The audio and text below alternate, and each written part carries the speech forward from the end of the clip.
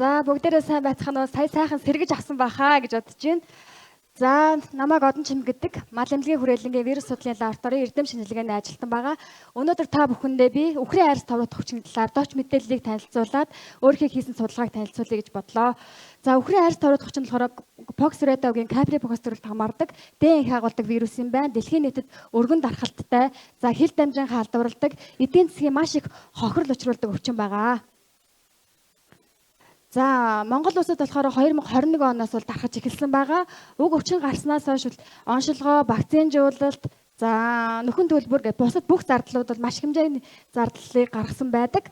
За үүнтэй уялдуулаад манай мал эмнэлгийн хүрээлэн дээр бол үхрийн айрс товрот өвчнийг онцлох, сэргийлэх, бэлтгэл технологийн судалгаа, шинжилгээ ухааны технологийн төсөл хэрэгжиж байгаа. Уг төслийг бол мал эмнэлгийн хүрээлэнгийн вирус судлалын лабораторийн эрдэм шинжилгээний эрхлэгч доктор Эрдэнэ Чимэг удирдах байгаа. За ер нь үхрийн айрс товрот өвчнийг бол онцлох маш олон онцлогур бол байдаг юм байна. За дэлхийн нийтэд молекулярлагийн судалгаа мөн ээлж судал дээр тулгуурласан. Гэхдээ ерөнхийдөө маш их өргөн хэрэглэгддэг нь ээлж судлалын онцлогур буюу ELISA онцлогур байгаа.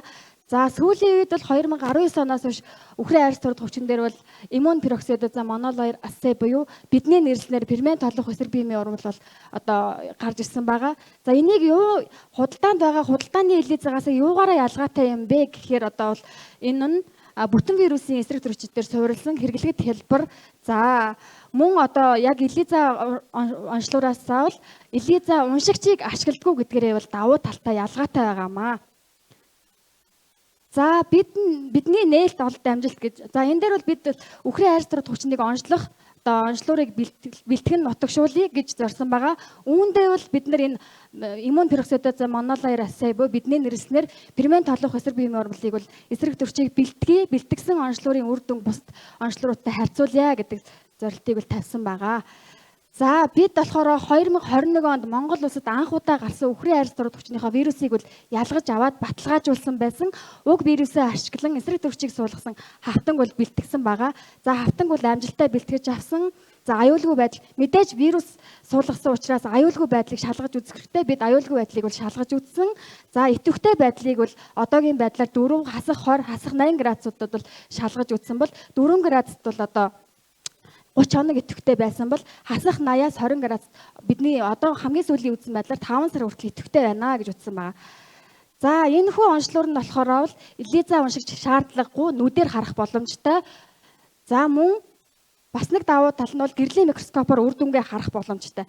За олон улсад хэрэглэж байгаа онцлогураас юугаараа ялгаатай юм бэ чиний гэх юм бол бид нутгийнхаа омгийг ашигласан байх нь, шугамын эсийн өсвөрийг ашигласан байх нь. За мөн тоног төхөөрөмжийн хувьд бол одоо үнэтэй тоног төхөөрөмж ELISA уншигчийг бол хэрэглэхгүйгээр хийх боломжтой. Мэдрэг болон өрөмс чанар нь бол яг худалдаанд байгаа ELISA-тай бол дүүж байгаагаараа давуу талтай. За ер нь бол ач холбогдол нь юу юм бэ гэхээр Монгол улсад одоо анх удаа үхрийн айрс товрот хүчнийг онцлох онцлогурын загварыг бол бэлтгэснээрээ за эдийн засаг болон шинжилгээ ухааны ач холбогдолтой. За худалдаанд байгаа ELISA-гаас 31% бол хямд за Монгол улстай үйлдвэрлэх боломжтойгоор бол давуу талтай. За энэ онцлогураа бас хоёр дахь эсрэг биеийн солиод хон ямааны цэцэг гэдэг бас өвчин байгаа. Уг өвчнийг бол онцлох боломжтойгоор бас давуу талтай юм байна.